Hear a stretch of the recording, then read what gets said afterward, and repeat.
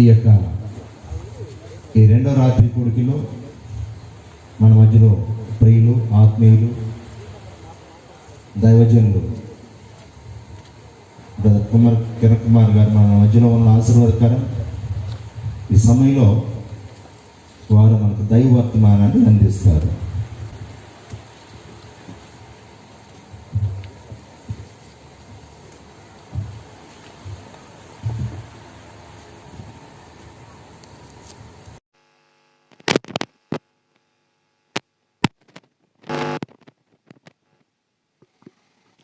Praise the Lord. Hallelujah, హల్లెలూయా.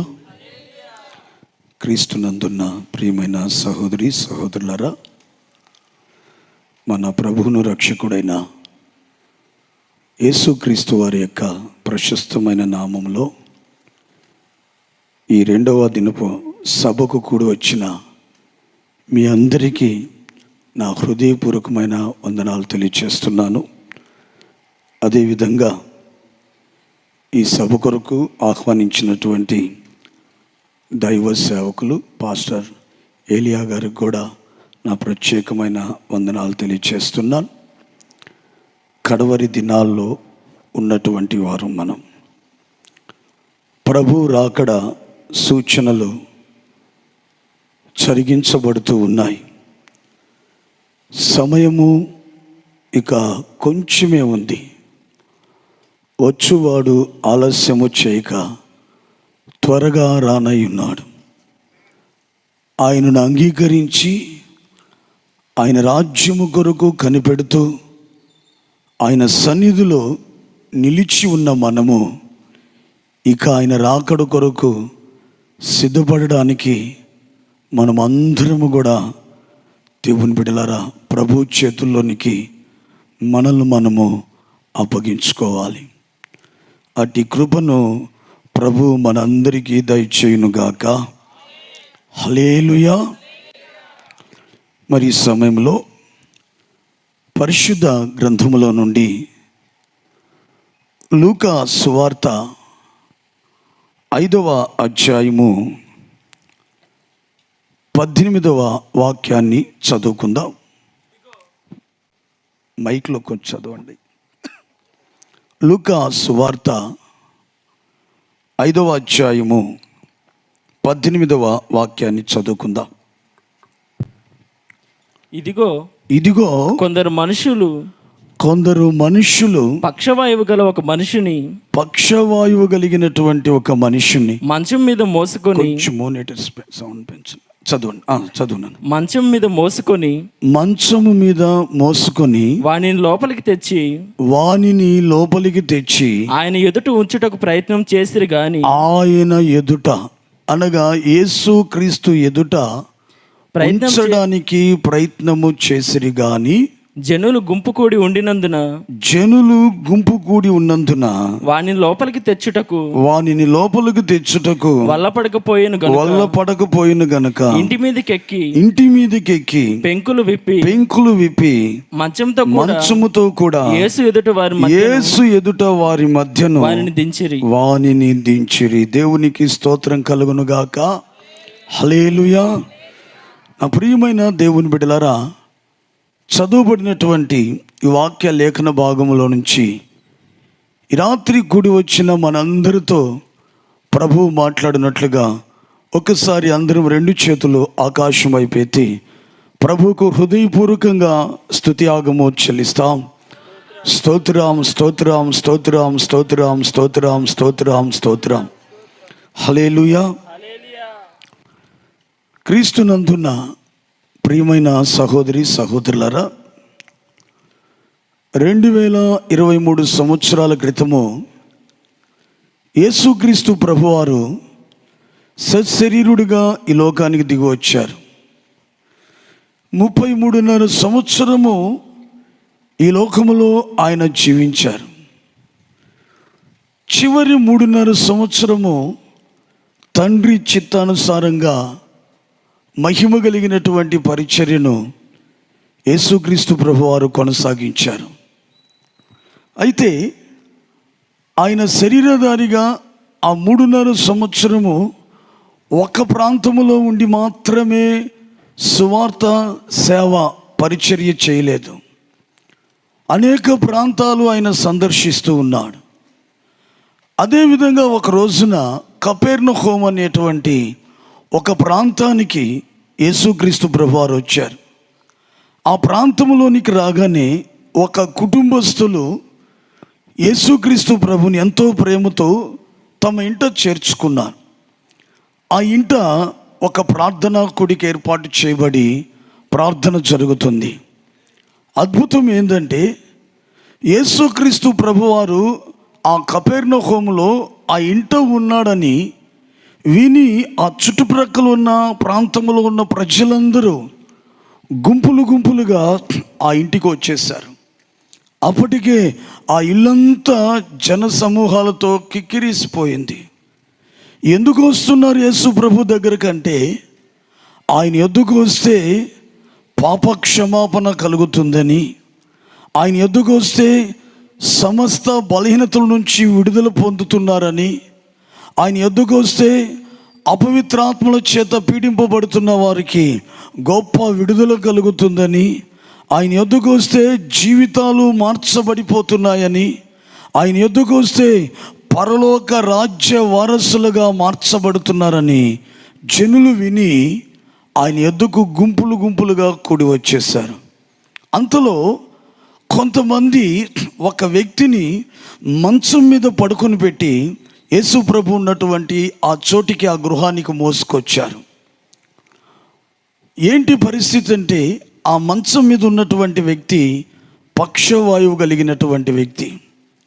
కొన్ని సంవత్సరాలు నడకనేది లేకుండా మంచంలోనే పడి ఆరోగ్యం లేకుండా, నెమ్మది లేకుండా, సమాధానం లేకుండా, సంతృప్తి లేకుండా నలిగిపోతున్నటువంటి వ్యక్తి. అయితే అటువంటి వ్యక్తిని కొంతమంది వ్యక్తులు యేసు ప్రభు యొద్దకు మోసుకొని వచ్చారు.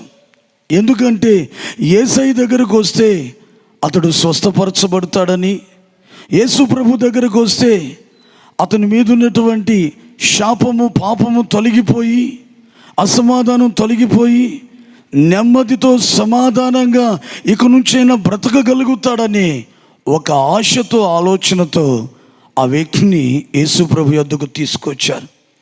అయితే ఆయన లోపల ఉన్నాడు. వీళ్ళు గుమ్మము దగ్గరకు వచ్చారు కానీ ప్రభు యొద్దకు వెళ్ళడానికి వీలు కలగట్లేదు. కారణం ఏంటంటే జన సమూహాలతో ఆ ఇల్లంతా, ఆ ప్రాంగణం అంతా కిక్కిరిసిపోయింది. మన భాషలో చెప్పాలంటే ఇసుక వేసినా కూడా రాలట్లేదు, అంత గొప్ప జన సమూహము ఆ ఇంటి నిండుగా ఉన్నారు. అయితే ఆ వ్యక్తిని మోసుకొచ్చినటువంటి వాళ్ళు ప్రయత్నము చేశారట. వాళ్ళు అక్కడ రాయబడిన మాట ఏంటి? ఆ ప్రయత్నం అంటే, ఏ విధము చేతైనా సరే ఆ వ్యక్తిని యేసు ఎదుట ఉంచుటకు ప్రయత్నము చేసిరి. హల్లెలూయా! ఆ మాటను మీరు టిక్ చేసుకోండి మీ బైబిల్లో. ప్రియులారా, కూడి వచ్చినటువంటి వారు, ఆ వ్యక్తిని తీసుకొచ్చినటువంటి వ్యక్తులు, పక్షవాయువుతో ఉన్నటువంటి ఆ వ్యక్తిని తీసుకొచ్చినటువంటి ఆ వ్యక్తులు యేసు ఎదుట ఉంచడానికి ప్రయత్నం చేస్తున్నారు. ఏ విధము చేతైనా సరే ఈ పక్షవాయువుతో ఉన్న వ్యక్తిని తీసుకువెళ్ళి యేసు ఎదుట ఉంచాలని, యేసు ఎదుట నిలవబెట్టాలని శత ప్రయత్నాలు చేస్తున్నారు. కానీ వీలు కావట్లేదు. సరే, వీలు కలగట్లేదు, ఇక ఏం చేస్తాములే అనుకుని దేవుని బిడ్డలారా, వారు ఆ వ్యక్తిని తీసుకుని వెళ్ళిపోలేదు. ఆలోచించారు. అక్కడున్న వ్యక్తిని కొంచెం బ్రతిమలాడారు. బాబు, మేము చాలా దూరం నుంచి వచ్చాము, ఒక్కసారి యేసు యొద్దకు వెళ్ళాలా? ఊరుకోండయ్యా, మేము 2 గంటల నుంచి పడికాపులు పడుతున్నాం, ఇక్కడ చెమట్లు కారుతున్నా ఆయన యొద్దకు వెళ్ళాలని మేము కష్టపడుతుంటే ఆలస్యంగా వచ్చి నేను ముందు వెళ్తాను అంటున్నారు. వీలు పడదు, మీరు ఉండండి, వెనక ఉండండి, చివరిలో వస్తారు. అయితే ఆ వ్యక్తులు సరే అని తిరిగి వెళ్ళిపోలేదు. దేవుని బిడ్డలారా, వాళ్ళకి ఎలా వచ్చిందో కానీ ఆలోచన ఏం చేశారంటే ఆ ఇంటి పైకి ఎక్కారట. వాళ్ళ ధైర్యానికి మెచ్చుకోవచ్చండి. వాళ్ళ ధైర్యానికి మెచ్చుకోవచ్చు. ఆ ఇంటి పైకెక్కి ఆ పక్షవాయువుతో ఉన్నటువంటి వ్యక్తిని తీసుకొని పైకి నిలబెట్టి అక్కడి నుంచి యేసు ఎదుటకు నిలవబెట్టారు. యేసు ఎదుట ఆ వ్యక్తిని ఉంచారు. దేవునికి స్తోత్రం కలుగును గాక. హల్లెలూయా, హల్లెలూయా, హల్లెలూయా. నా ప్రియమైనటువంటి దేవుని బిడ్డలారా, ఇది వాక్యములో ఉన్నటువంటి సారాంశం. ఏంటంటే ఆ వ్యక్తిని ఏ విధము చేతైనా సరే యేసు ఎదుట ఉంచాలని ఆ వ్యక్తితో వచ్చిన వ్యక్తులు ప్రయత్నించారు. యేసు ఎదుట ఉంచడానికి ప్రయత్నము చేసిరి. దేవునికి మహిమ కలుగును గాక. హల్లెలూయా.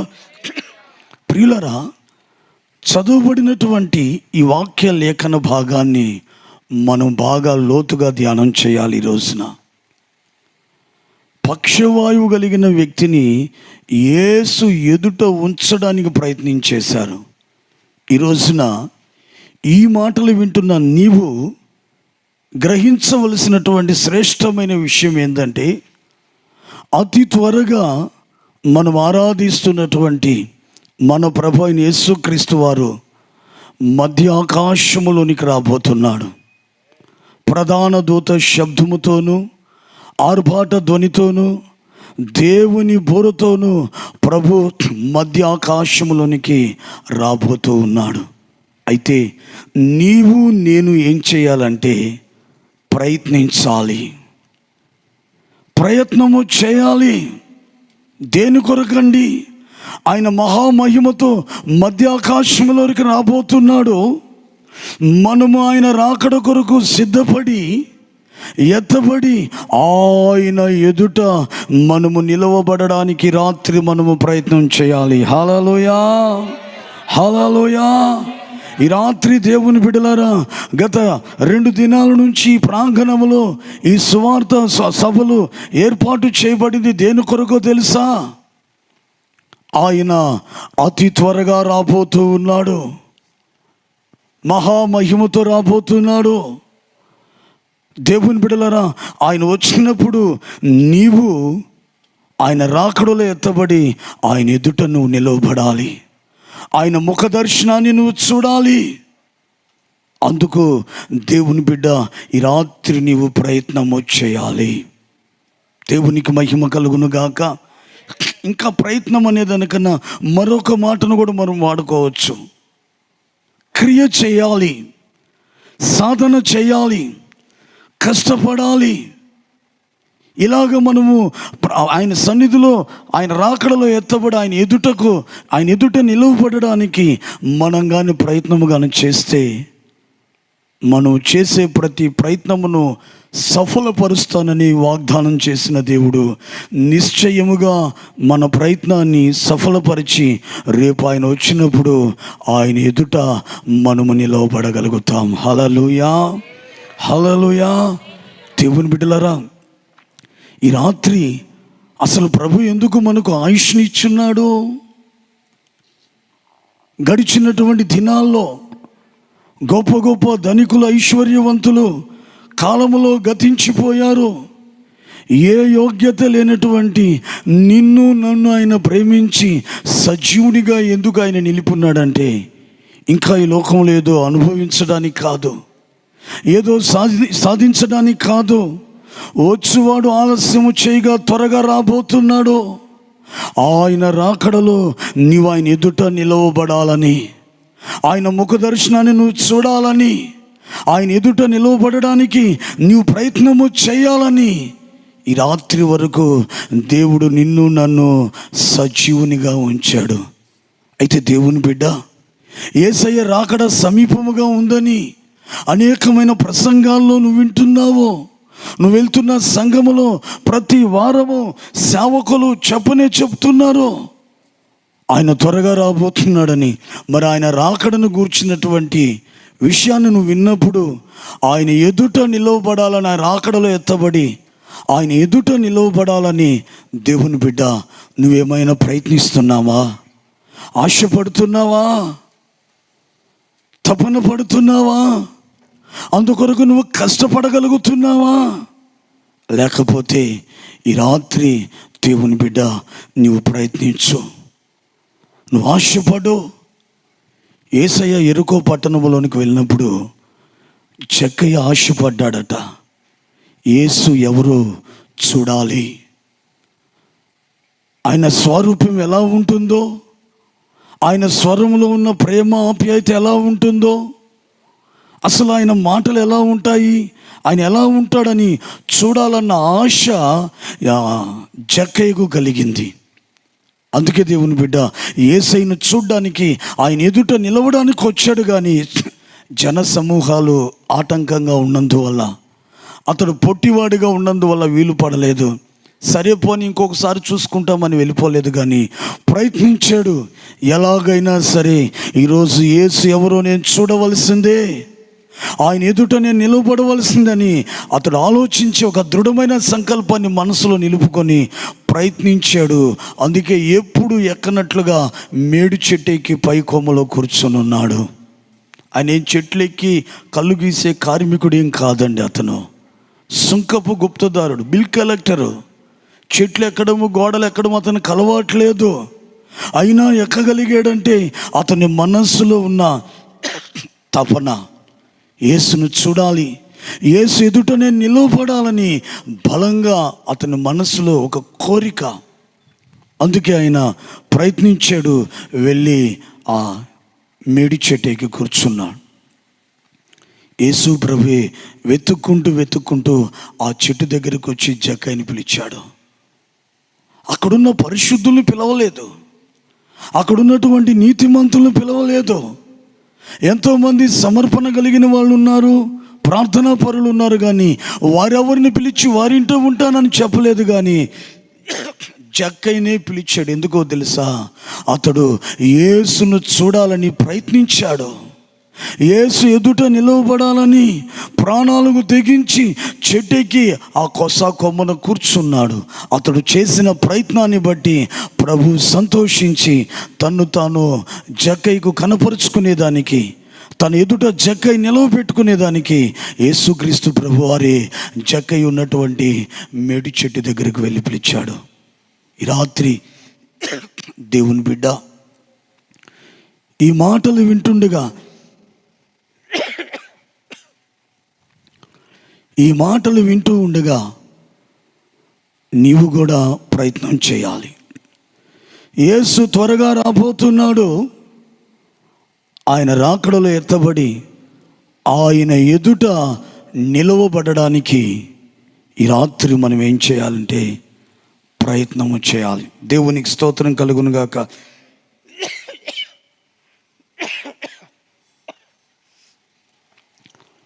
ఆయన ఎదుట నిలవబడడానికి మనము ప్రయత్నము చేయాలి. ఎలా ప్రయత్నం చేయాలి? ఏం చేస్తే ఆయన ఎదుట మనం నిలవబడతాం?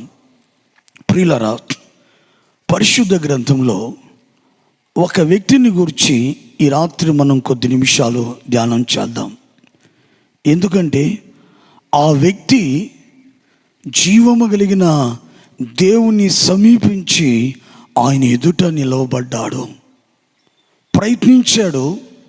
ఆ ప్రయత్నము సఫలమై దేవుని ఎదుట నిలవబడినట్లుగా మనము పరిశుద్ధ గ్రంథములో చూడగలుగుతాం. చూడండి, నిర్గమకాండము 24వ అధ్యాయము మొదటి 2 వాక్యాలు చదువుకుందాం.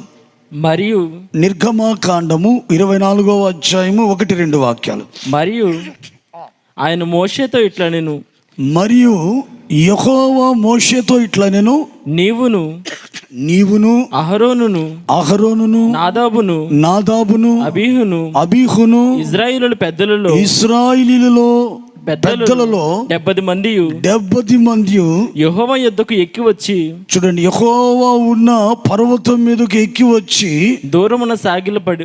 దూరముగానే మీరు సాగిలపడి ఉండాలి. మోషే మాత్రము, ఇక్కడ గమనించాలి, మోషే మాత్రము యెహోవాను సమీపింపవలెను. ఒకసారి గట్టిగా చప్పట్లు కొట్టి దేవునికి స్తోత్రం చెప్దాం. హల్లెలూయా, హల్లెలూయా. ప్రియులారా, బాగా గమనించాలి. జీవము కలిగినటువంటి దేవుడైన యెహోవా మోషేతో చెప్తున్నాడు, మోషే, మీరందరూ ఇశ్రాయేలులతో నేను కొన్ని విషయాలు మాట్లాడాలి, కాబట్టి మీరు త్వరగా నేను ఉన్నటువంటి స్థలంలోనికి ఎక్కి రావాలి. ఎవరెవరు రావాలి ప్రభా? నీవు, అహరోను, అతని 2 కుమారులు, మరియు ఇశ్రాయేలీయులలో 70 మంది. మొత్తము మోషేతో కలిపితే 74 మంది యెహోవా ఉన్నటువంటి పర్వతము శిఖరం మీదకి ఎక్కి రావాలి. అలాగే ప్రభా, మేము వచ్చేస్తాము. చెప్తాను, తొందరపడవాక మోషే, నేను చెప్పే మాటలు వినో. చెప్పండి అయ్యా. 74 మంది రావాలి పర్వతం మీదకి ఎక్కి. అయితే 73 మంది మాత్రం దూరంగా ఉండాలంతే. ఏంటి ప్రభా? దూరంగా ఉండి నా ఎదుట సాగిలిపడి ఉండాల్సిందే. మరి ఒక్కరెవరు? ఆ ఒక్కరు నీవే. నీవు మాత్రమే నన్ను సమీపించాలి, నీవు మాత్రమే నాకు దగ్గరగా రావాలి, నీవు మాత్రమే నా ఎదుట నీవు నిలవాలి. హల్లెలూయా, హల్లెలూయా. నేను నీతో మాట్లాడతాను. ఆ మాటలు తీసుకెళ్ళి ఇశ్రాయేలీయులతో నువ్వు తెలియపరచాలి. గమనించండి, 74 మంది పర్వతం మీదకి ఎక్కితే వారిలో ఒక్కరు అనగా మోషే మాత్రమే యెహోవాను సమీపించగలిగాడు. మోషే మాత్రమే యెహోవా ఎదుట నిలవబడగలిగాడు. మోషే మాత్రమే యెహోవా యొక్క ముఖ దర్శనాన్ని చూడగలిగాడు. మోషే మాత్రమే యెహోవా స్వరాన్ని వినగలిగాడు. కారణం ఏంటి? దేవుని బిడ్డలారా, మోషేను దేవుడు దర్శించిన నాటి నుండి దేవుడు తనకు అప్పగించినటువంటి పనిని ప్రారంభించినప్పటి నుంచి ముగింపు వరకు ప్రతి దినము ఆ పని సంపూర్ణంగా జరిగించబడాలని ప్రయాసపడినటువంటి వాడు మోషే. ఏ రోజు సోమరితనముతో దేవుని పనిని నిర్లక్ష్యపరిచినటువంటి వ్యక్తి కాదు. దేవుడు తనకు అప్పగించిన పనిని సంపూర్ణంగా చేయాలని ప్రతి దినము ప్రయత్నిస్తూనే ఉన్నాడు. ఎందుకంటే ఒక రోజున నేను నా దేవుని ఎదుట నిలవబడాలి. అందుకే దేవుని బిడ్డ మోషే ప్రతి దినము నా ప్రియమైనటువంటి దేవుని బిడ్డలారా ప్రయత్నిస్తూనే ఉన్నాడు. దేని కొరకంటే దేవుని ఎదుట నిలవడానికి. ఈ రాత్రి దేవుని బిడ్డ ఇక్కడ ఎంతమంది ఉన్నారో, ఒకవేళ ఈ రాత్రి ఈ క్షణంలో ప్రభువుగాను వస్తే ఎంతమంది ఆయన ఎదుట నిలవబడగలుగుతారు? ఎవరు ఆయన ఎదుట ఉండగలుగుతారు? ఎవరు ఆయనను సమీపించగలుగుతారో? ఈ రాత్రి మోషే వలె ఎవరైతే ఉంటారో, మోషే వలె ఎవరైతే అనుదినము ప్రయత్నిస్తుంటారో ప్రభు ఎదుట నిలవడానికి, వారు మాత్రమే దేవుని బిడ్డలారా రేపు ఆయన రాకడలో ఎత్తబడి ఆయన ఎదుట నిలవబడతారు. ఆ వ్యక్తి రాత్రి నీవే అవునుగాక. హల్లెలూయా, హల్లెలూయా, హల్లెలూయా. అయితే దేవుని బిడ్డలారా, మోషే 74 మందిలో మోషే ఒక్కడే యెహోవాను సమీపించి యెహోవా ఎదుట నిలవబడగలిగాడే. ఆయన ప్రభు సన్నిధిలో ఎటువంటి క్రియలతో ప్రయత్నించాడు, ఏ విధంగా ఆయన సన్నిధిలో ప్రవర్తించాడు అనేది ఈ రాత్రి కొన్ని మాటలు మోషేలో నుంచి మనము తెలుసుకొని నేర్చుకొని అదేవిధంగా ప్రవర్తించి ప్రభు ఎదుట రేపు ఆయన రాకడలో నిలవబడడానికి ఈ రాత్రి నుంచే దేవుని బిడ్డ మనం అందరం కూడా ప్రయత్నిస్తాం. దేవునికి మహిమ కలుగును గాక. హల్లెలూయా. చూడండి, మోషే యొక్క జీవిత చరిత్ర మొట్టమొదటి నుంచి మనం కానీ గమనిస్తూ ఉన్నట్లయితే చాలా అనుభవాలు ఈ రాత్రి మనం నేర్చుకోగలుగుతాం. చూడండి, మొట్టమొదటిగా నిర్గమకాండము 2వ అధ్యాయము 10వ వాక్యం. ఆ బిడ్డ పెద్దవాడైన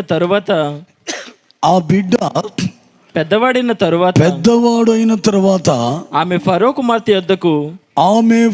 కుమార్తె యొద్దకు అతనిని తీసుకుని వచ్చాను. అతడు ఆమె కుమారుడు ఆయను. ఫరో కుమార్తెకు ఈయన కుమారుడాయను. ఆమె నీటిలో నుండి ఇతని తీసి తిని గనుక అతనికి మోషే అని పేరు పెట్టెను. హల్లెలూయా, హల్లెలూయా.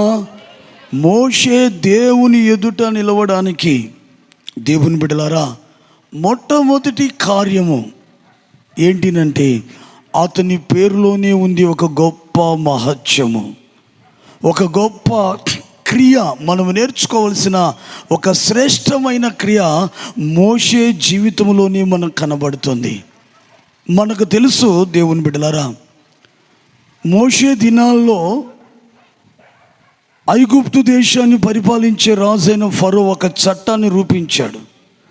హెబ్రీ స్త్రీలు కానీ ప్రసవిస్తే మగ పిల్లలైతే ఆ పురిట్లోనే చంపివేశాడని మంత్రసానులకు రాజు ఆజ్ఞాపించాడు.